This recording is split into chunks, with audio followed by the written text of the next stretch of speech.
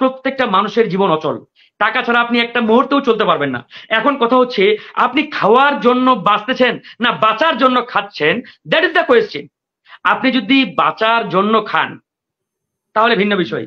আর আপনি যদি খাওয়ার জন্যই বাঁচেন তাহলে তো বলার কিছু নাই। মানে আওয়ামী লীগ এখন যেটা করছে সেটা হচ্ছে খাওয়ার জন্য বাঁচা। প্রধানমন্ত্রী শেখ হাসিনা সে নিজেই অর্ডার দিয়েছে, নির্দেশ দিয়েছে যে কোনো এমপি মন্ত্রীর কোনো আত্মীয় স্বজন উপজেলা নির্বাচনে আপনার প্রার্থিতা করতে পারবে না, প্রতিযোগিতা করতে পারবে না। আপনি দেখেন কয়জনে করতে মানে প্রত্যাহার করে। আজকে রাজনীতি বাংলাদেশে বিন্দু পরিমাণ নেই, রাজনীতিকে কলঙ্কিত করেছে। রাজনীতির নামে যেটা চলছে এটা পরিষ্কার ভাবে ভারতের তোষামোদী নীতি, ভারতের গোলামী নীতি। কিভাবে মোদী সরকারের গোলামি করতে করতে এই চেয়ারটাকে ধরে রাখা যায়, তাই আজকে আওয়ামী লীগ ব্যস্ত হয়ে পড়েছে। যে নির্বাচনের কথা আপনি বলছেন, সে ধরনের নির্বাচন বা নির্বাচনী যে পরিবেশ, সেটার মানে ছিটে ফোটাও বাংলাদেশে বিন্দু পরিমাণ নেই। যে নির্বাচনী ব্যবস্থা যেটার উপর মানুষের ন্যূনতম আস্থা আছে, এটি নিয়ে আজকে আসলে আমরা কথা বলা মানে সময় অপচয় করা। এই জন্য এই নির্বাচন এবং নির্বাচন ব্যবস্থা নিয়ে স্বভাবতই আমরা কথা বলতে চাই না। তারপরেও যেহেতু উপজেলা নির্বাচন সামনে চলে আসছে, এটি নিয়ে আপনি একটি প্রশ্ন করেছেন। আসলে রাজনীতি আসলে জিনিসটা কি, এটা আমরা আপনার কি বলে মানে সংজ্ঞায়িত ভাবে যে সংজ্ঞাটা আমরা জানি বা চিনি বা চিন্তা করি, সেই সংজ্ঞার আলোকে বাংলাদেশে আসলে কতটুকু রাজনীতি আছে সেটা আমি আপনি সবাই জানি। রাজনীতি মানে জনগণের সেবা করা, জনগণের অধিকার আদায়ে কাজ করা, জনগণের কল্যাণে কাজ করা, দেশকে বিনির্মাণ করা, দেশকে এগিয়ে নিয়ে যাওয়া। এটা হচ্ছে সামগ্রিকভাবে রাজনীতির বেশ কয়েকটি মানে আপনি যদি চিন্তা বলেন সেই চিন্তার অংশ। কিন্তু বাস্তবিক অর্থে আজকে আওয়ামী লীগ সেই রাজনীতির চিন্তার জায়গাটা কতটুকু রেখেছে, কিংবা যে রাজনীতির মূল স্তম্ভ যেগুলো আমরা ভাবি সেই স্তম্ভগুলো কয়টা বাংলাদেশে আছে। আজকে আওয়ামী লীগ মনে করি রাজনীতি হচ্ছে একটা আলাদিনের প্রদীপ। এই প্রদীপ আমি হাতে পাইলেই টাকার মেশিন বানাবো আর টাকা বানাবো। তারা এই রাজনীতিটাকে ব্যবসার একটা প্রতিষ্ঠান বানিয়ে ফেলেছে। মানে রাজনীতি মানেই হচ্ছে টাকা বানানোর মেশিন। এই জন্য তারা উপজেলা নির্বাচন বলেন, আপনার ইউপি নির্বাচন মরিয়া না, আপনারা কি টাকা ছাড়া, টাকা চিন্তা ছাড়া কি আপনারা রাজনীতি করেন কিনা? মানে যে কেউ রাজনীতি যে করে, টাকার চিন্তা ছাড়া রাজনীতি করা আর টাকা বানানোর উদ্দেশ্যে রাজনীতি করা, এ দুটার মধ্যে তো বিস্তর একটা ফারাক রয়েছে। টাকা ছাড়া প্রত্যেকটা মানুষের জীবন অচল। টাকা ছাড়া আপনি একটা মুহূর্তেও চলতে পারবেন না। এখন কথা হচ্ছে, আপনি খাওয়ার জন্য বাঁচতেছেন না বাঁচার জন্য খাচ্ছেন, দ্যাট ইজ দ্য কোয়েশ্চেন। আপনি যদি বাঁচার জন্য খান তাহলে ভিন্ন বিষয়।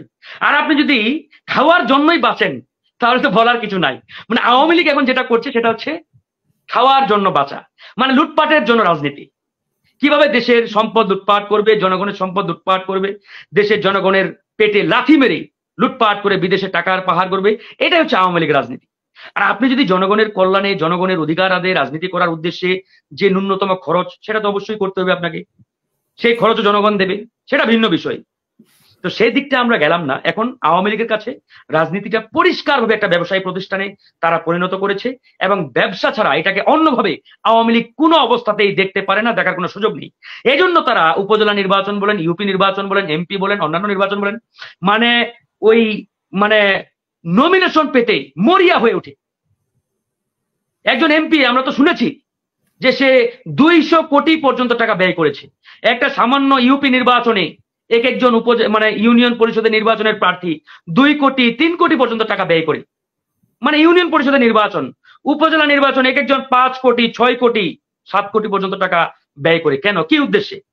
তার মানে সে এটা ইনভেস্ট হিসাবে দেখে যে এই উপজেলা নির্বাচনে আমি যদি 5 কোটি টাকা ব্যয় করি তাহলে এখান থেকে আমি 15-20 কোটি টাকা আমি এখান থেকে হাতিয়ে নেব। এটা হচ্ছে আজকে আওয়ামী লীগের রাজনীতির যে আমরা বাস্তবিক চিত্র দেখতে পাচ্ছি। এই জন্যই তো আজকে আওয়ামী লীগ বারবার নির্দেশ দিচ্ছে যে এমপি মন্ত্রীদের আত্মীয় স্বজন যারা, তারা যাতে কোনোভাবেই এই উপজেলা নির্বাচনে প্রার্থিতা না করে, প্রতিযোগিতা না করে।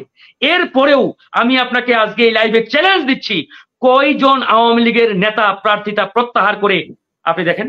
যেদিন লাস্ট ডেট বা শেষ সময় পার হবে তারপরের দিন আপনি টক শোতে আমাকে নিয়ে আসবেন, সেদিন আপনাকে দেখাই দিব প্রধানমন্ত্রী শেখ হাসিনা সে নিজেই অর্ডার দিয়েছে, নির্দেশ দিয়েছে যে কোনো এমপি মন্ত্রীর কোনো আত্মীয় স্বজন উপজেলা নির্বাচনে আপনার প্রার্থিতা করতে পারবে না, প্রতিযোগিতা করতে পারবে না। আপনি দেখেন কয়জনে করতে মানে প্রত্যাহার করে। আমি তো আপনাকে লিখে মানে আজকে চ্যালেঞ্জ দিলাম, হয়তো দু একজন করবে যাদের অবস্থা একটু নড়বড়ে, যাদের পায়ের নিচে একটু মাটিটা শক্ত নয়, তারা হয়তো একটু ভয়ে ডরে করবে।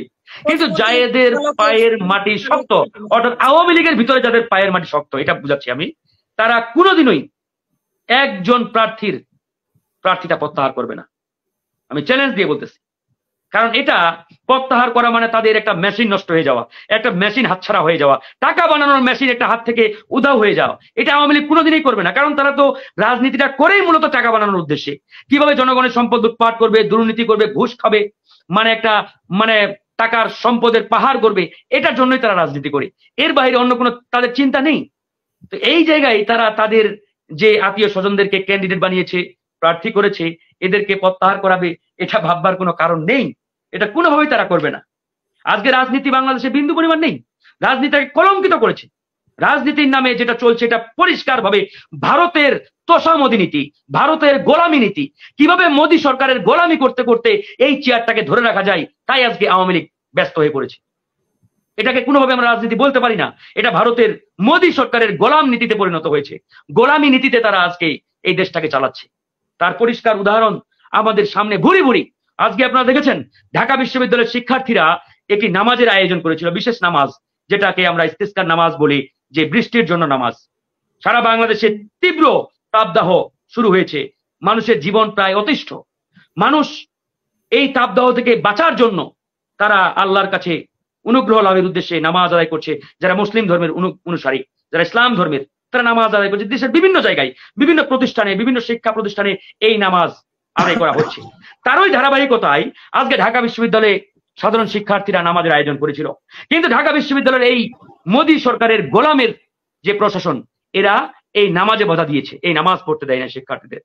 চিন্তা করে দেখেন, এই ঢাকা বিশ্ববিদ্যালয় 1921 সালে মুসলিমদের স্বার্থ রক্ষার স্বার্থে 1921 সালে প্রতিষ্ঠিত হয়েছিল। আজকে সেই বিশ্ববিদ্যালয়ে শিক্ষার্থীদেরকে নামাজ পড়তে দেওয়া হয় না, ইফতারের মানে আয়োজন করতে দেওয়া হয় না। ইফতার মাহফিলের আয়োজন করতে গেলে ছাত্রলীগ যুবলীগের সন্ত্রাসীদের দিয়ে তাদের উপরে আক্রমণ চালানো হয়। তার মানে কি? এটা তো পরিষ্কার যেটাকে ভারতের মোদী সরকারের একটা অঙ্গরাজ্য তারা বানিয়ে এটাকে মানে একটা অলিখিত অঙ্গরাজ্য হিসেবে তারা পরিচালিত করছে। এর বাইরে অন্য কিছু নেই। একই সাথে আরেকটি ঘটনা আজকে ঘটেছে ঢাকা বিশ্ববিদ্যালয়ে। আপনারা জানেন যে শিখ ধর্মের অনুসারীদের একটি ধর্মীয় উপাসনালয় রয়েছে, এটার নাম গুরুদুয়ারা নানকশাহী। এটি আমাদের কলা ভবনের সামনে। এই গুরুদুয়ারা নানকশাহী যে ওদের ধর্মীয় উপাসনালয়, এটা থেকে গতকালকে তারা একটি ধর্মীয় আয়োজন করে, তাদের ধর্মীয় আয়োজন।